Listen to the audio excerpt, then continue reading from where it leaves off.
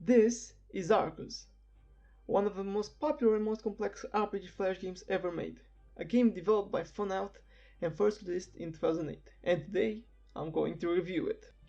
Arcuz was first released in what I would call the golden era of Flash games, at which the games have evolved from simple platformers and RPGs to many of which used hand-drawn graphics to more refined and more elaborate games. Firstly, let's talk about the appearance. Arcuz's artwork is in my opinion one of its strong points as it fits the game very well and is also memorable.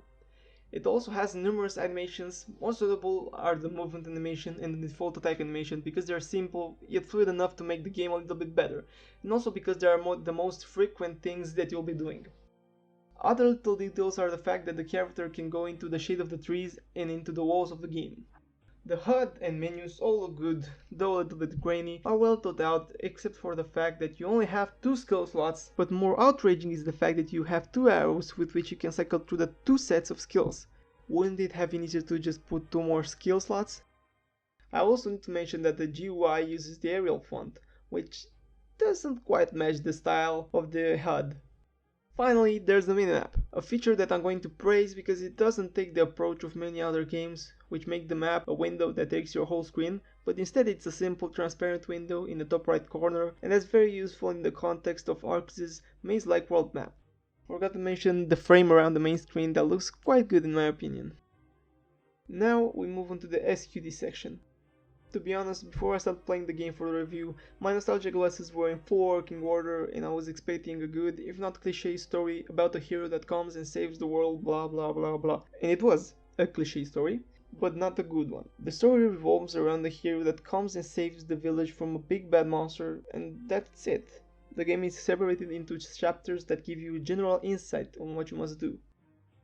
First, you must get the villagers' trust, because reasons, and you get told that the monster problem is becoming worse and so on and so forth till you reach the final chapter. The quests are pretty rudimentary, kill a number of monsters or find a certain item, but the thing that bothers me is that the villagers get themselves in seemingly impossible situations. For instance, this one girl lost his teddy bear in what I would describe as a wolf's nest, which I had to grind for about 2 hours to get it back. Dialogues are fine, although they have some grammatical mistakes, but it makes it so every villager has its little backstory. Next, we move on to the actual gameplay. Is the game fun at its core? And it certainly is. The 1 point. You see, the game manages to keep a good pacing at first, but after chapter 2, the game pretty much becomes Grind Simulator 2008, as enemies become much harder to fight and there are more of them. Now, let's talk about my experience in the first 2 to 3 hours, during which I've learned a couple of exploits, such as the fact that the level 1 slimes are the best enemies for getting money and items in general, because you can easily kill them and there are so many of them in the first area.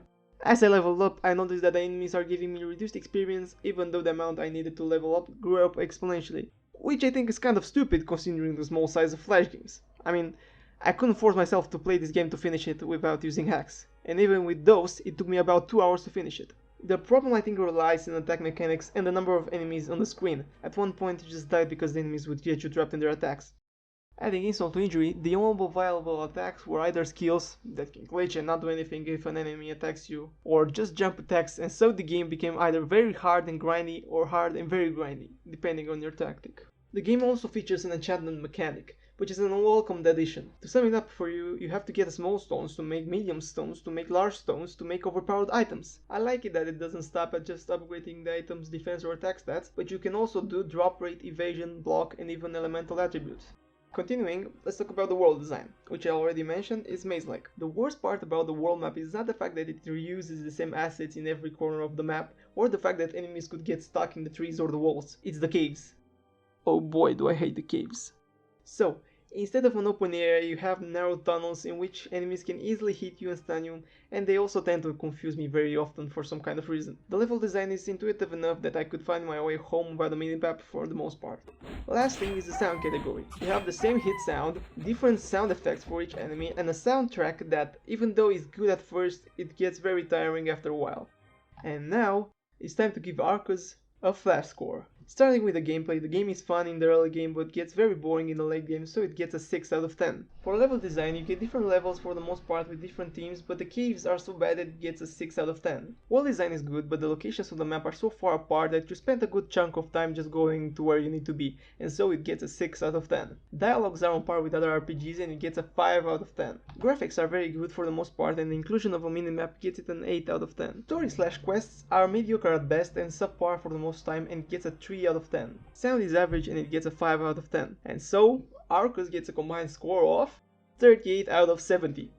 In conclusion, I see how this is one of the most popular RPG Flash games, but I doubt that even 0.1% of the players actually finish the game. And with that, I finish my review. See ya!